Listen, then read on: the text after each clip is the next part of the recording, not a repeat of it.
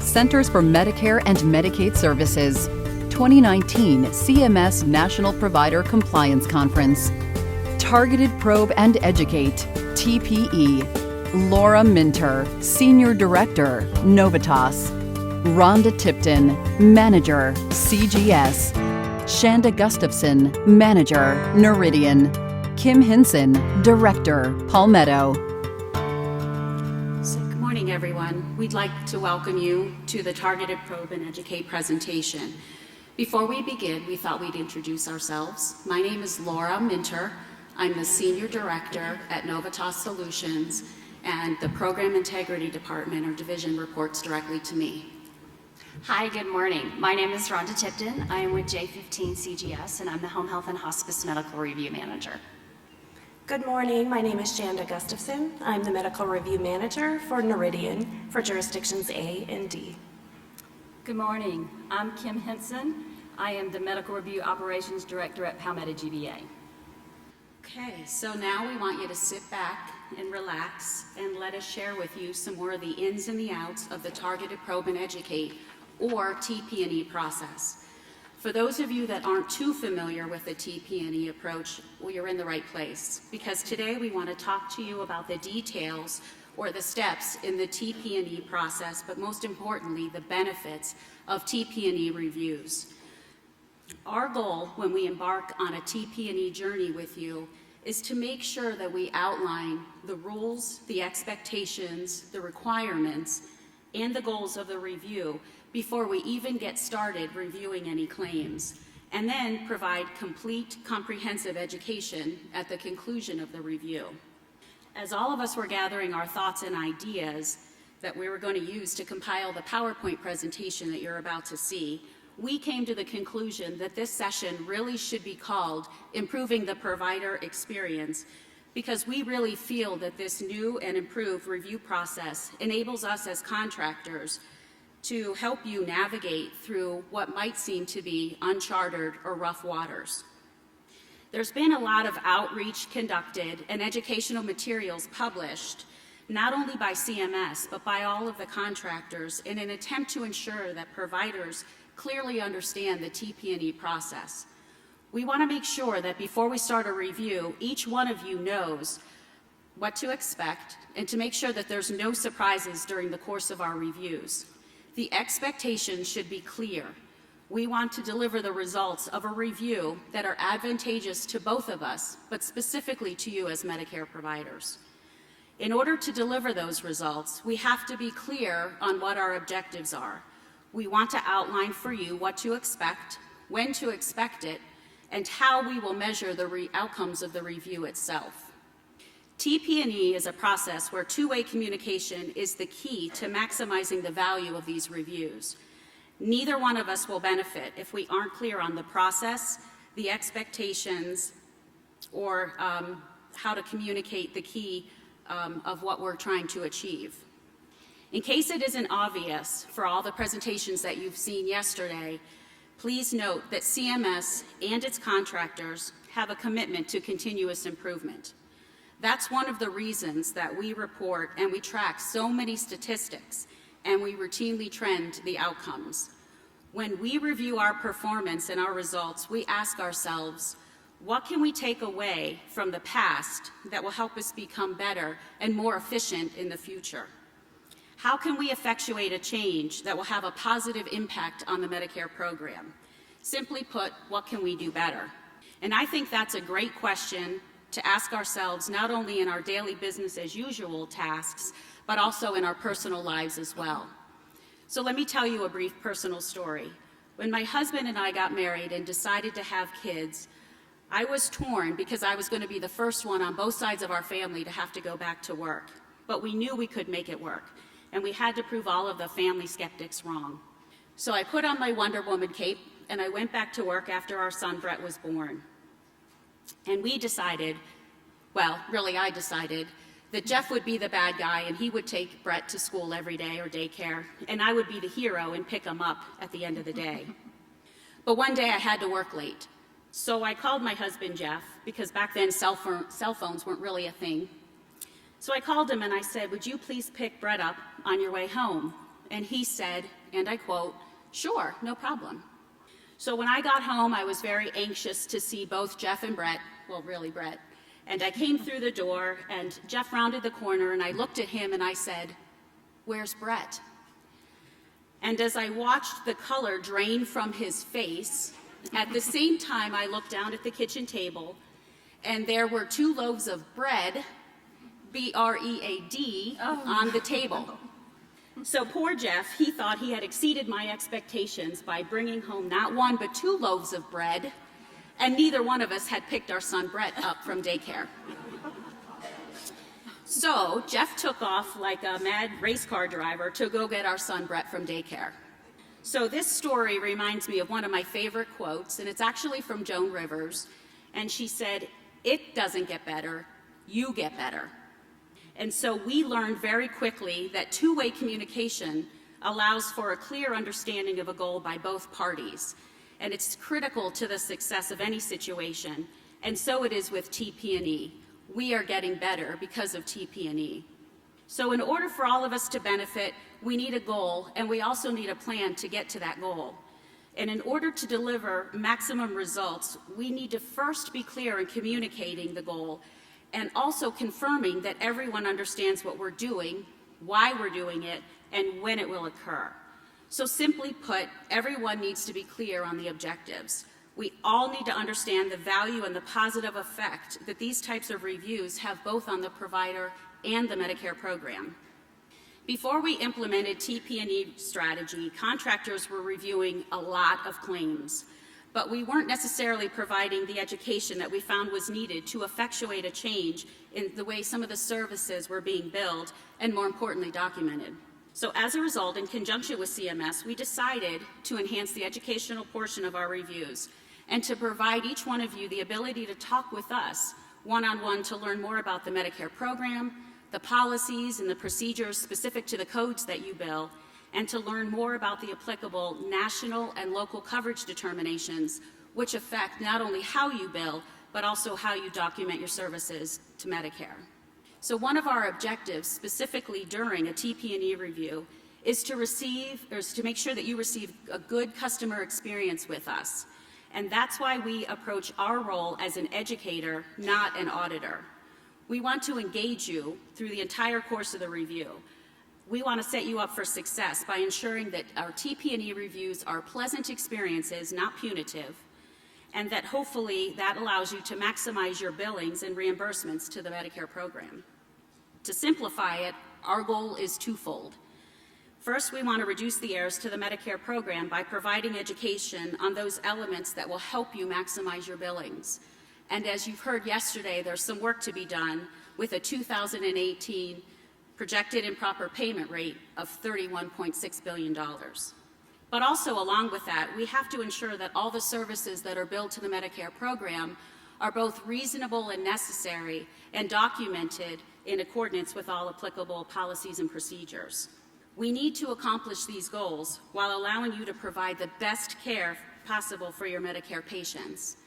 And so while we know that meeting these requirements may prove challenging, we welcome the opportunity to work with you to meet these objectives through the use of TP&E reviews. So, without further ado, let me turn it over to my colleagues from CGS, Noridian, and Palmetto, who will further discuss the targeted probe and educate process. Okay, so as we talked a little bit yesterday, and we're going to pick up on that again today, let's talk about a little bit of background of how medical record review worked prior to the implementation of TPE. So we had probe reviews, which could either be service-specific or provider-specific, and also targeted reviews, which again could be service-specific or provider-specific. With the probe reviews, when providers or suppliers were identified of having some billing aberrancies from their peers, then we would do what's called a probe to check to see if those errors were significant or if they justified moving on into a more in-depth review process. So a small sample of about 20 to 40 claims would be selected, and then education would be provided, and it was very generalized. It could either be through a letter, publishings to our website, very basic generalized education. It wasn't specific to the provider. So the 20 to 40 claims would ensure that the sample was large enough to ensure confidence in the results, but small enough to decrease the provider burden. There were also service-specific probes where we would take about 80 to 100 claims. They would be not specific, but very generalized to an item or topic. And again, the education that was provided during that process was very non-specific to the provider's issues or problems or concerns. So if providers stood out in those areas, they could be moved into more targeted review. With the targeted review, then, the providers were put on edit, and there was a much larger selection of claims, more than just the 20 to 40. It would be a percentage of the provider's claims. The thing with the targeted review is that it could be an ongoing, continuous cycle, and this is what we saw a lot of times. We would do their reviews, we would evaluate the results, give basic generic information, and then the provider would go through the whole process over again. And so providers could be on targeted review, and what we saw was a lot of them were on targeted review for years, and it was just a repetitive cycle that they never got off of. We did provide education. Again, it was very generalized and not specific to the provider's issues, concerns, or needs. So with that, we transitioned into Targeted Probe and Educate. CMS released CR 10249, October 1st of 2017, the MACs implemented TPE. It's provider specific, as we've all talked about during this process, and it's individualized based on what's going on with the provider, the billing issues that you're seeing, and the questions and concerns that you may have. It includes up to 3 rounds of review, with 20 to 40 claims being selected per round. And then in between each round, 45 days is given between the end of the round to the beginning of the next round, so that providers and suppliers have the opportunity to correct any errors or mistakes that they may have. The goal of TPE is to decrease the billing error rates. Is to decrease the appeals, because we know the appeals backlog has been ongoing for quite some time, and appeals can be very costly. It's also to decrease provider burden. And I know I said in my presentation yesterday, when I say this, a lot of times people laugh and, kind of decrease provider burden. But with the education being so specific to your needs, it prevents those ongoing years, possibly, potentially, of review. And so it's broken down into potentially 3 reviews instead of ongoing multiple years. We've increased our education, as we've all been talking about throughout this conference, that providers get education one-on-one. We want to make sure as MACs that we are giving you the information that you need to be able to successfully complete your review process and come off of Targeted Probe and Educate. We are doing one-on-one education in Interprobe, meaning we're reaching out to providers when there's easily curable errors, in addition to the post-probe one-on-one individualized education that occurs at the end of Targeted Probe and Educate round. And then we're also providing time for the error correction before we move on to the next round, which, as we've talked about, is a minimum of 45 days. The focus of TPE is specific to providers and suppliers, and how providers and suppliers are identified through Targeted Probe and Educate is a lot of internal MAC data analysis. So we do our own data analysis to determine if providers are standing out from their peers in certain areas. It also could be as a relation to the CERT error. Are there providers or suppliers who have high CERT error rates? Are there issues that they have that are contributing to the CERT error rates? And also providers can be put and suppliers can be put on Targeted Probe and Educate as a result of referrals. So as a MAC, we do get referrals from state agencies, from CMS, from UPICs, from multiple different places, and that could justify or warrant a TPE review for your provider or supplier. We focus on the high national error rate to decrease that, and ultimately our goal is to decrease improper billing and protect the Medicare Trust Fund. And with that, I'm going to turn it over to my colleague Shonda with Noridian. So how does TPE work? I would like to start at a high level, and then I'll go on and break it down for you a little further as I go. So first, you're notified by your MAC that a review will be taking place. Then you would begin receiving ADRs for, like Rhonda said, typically 20 to 40 claims. There is one exception in the DME world. There is a 10-claim preview pilot that is currently underway, where the first round starts with only 10 claims. Then you would be given, or start receiving ADRs for typically 20 to 40 claims. And once those ADRs are received, you will gather your documentation and provide that to the MAC. The MAC will then review those claims and documentation. They'll provide education, look for areas of concern or errors, and then you would receive the official findings. So let's go over that a little deeper, and this is a visual just to help you see the process. So if chosen for the program, you receive that notification letter from the MAC. The MAC again reviews 20 to 40 claims with the documentation that you return in response to those ADR letters. If compliant, you will not be reviewed again for that item or service for at least a year. If errors are found, you will be invited to discuss them in a one-on-one educational environment. Following education, you will be given at least 45 days to make improvements before the subsequent round would begin. This process may be repeated up to 3 times. So let's go back to the notification. You will be notified by your MAC with a letter. The appearance of the letter may vary from MAC to MAC, but generally will include the items shown here, which are explanation of the TPE process, the service, topic, or item that is selected for review, the reason for that selection, your MAC contact information, and notification of the intent for that individualized education, which is based on the documentation review. After being notified that the review is taking place, you will begin to receive ADR letters, in which the MAC will request documentation to support the claim that is indicated on that letter. The ADR letter will be available to you via mail and an online MAC portal if that is available from your MAC. And for Part A, it may also be available via FIS, which is the Fiscal Intermediary Standard System. As the ADR letter will state, documentation should be returned to the MAC within 45 days to avoid a denial for non-response. These responses may be mailed, faxed, or submitted via ESMD if you are subscribed to that service. ESMD is the electronic submission of medical documentation, and more information about that service is provided on the CMS website. We would like to share some do's and don'ts about preparing documentation and submitting documentation. Do place the ADR first. Put that on top of your submission packet. What this does is it makes the sorting much more efficient when it comes into the MAC. Please ensure that all requested documentation is included. The ADR generally lists several items, and just go through that and make sure that each of those items is included.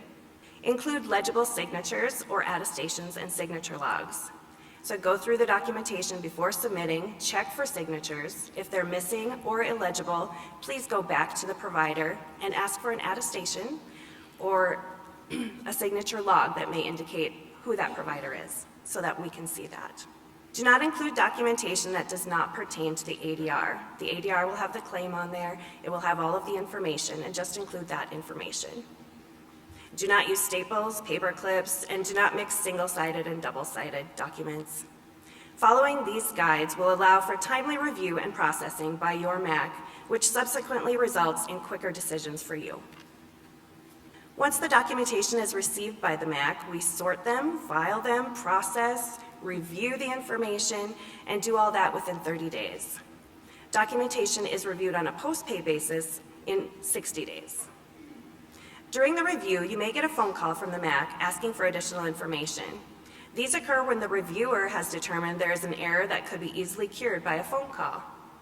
This is more efficient than going through the denial process and then sending you through the appeals process. Once there is a final determination, the claim is processed with the MAC's decision. And now I will hand it over to Kim Hinson from Palmetto, and she will discuss education and the next steps in the TPE process. Okay. So again, I will begin with the education process.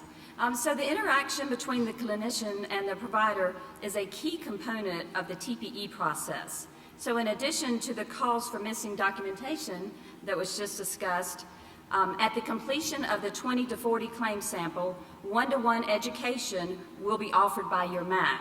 Now this education may be offered in, via different means, which may include letters, teleconference calls, electronic visits via webinar, or provider or supplier-specific report cards. And also, in addition to the one-to-one education your MAC will provide, your MAC will also provide you with written results at the conclusion of the probe. The structure of this information may vary by MAC, but the letter will typically include all elements listed here, such as a summary of the probe review, detailed review of claim findings, general education information, and next steps in the TPE process.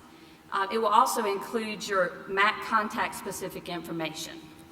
What happens if your probe results indicate you are advancing to the next round?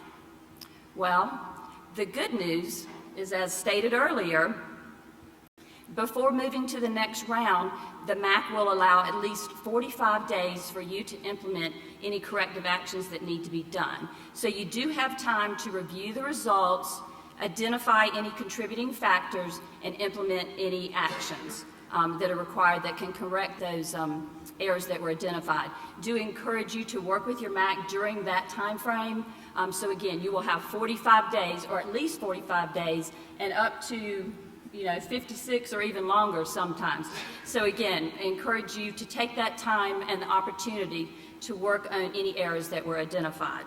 However, any problems that failed to be improved in that time frame, after 3 rounds, that information will be forwarded to CMS for further action or further direction on how we should proceed. And lastly, we do come to a close, but we do want to remind you, if there are any changes to your enrollment, to ensure that you receive the important information from your MAC, or other contractors for that matter, please remember to update the applicable CMS 855 form or visit the internet-based PACOS for AB providers. DME providers should contact the NSC. We also encourage you to visit your MAC websites and CMS websites, and there's lots of good information out there, so I encourage you to visit those.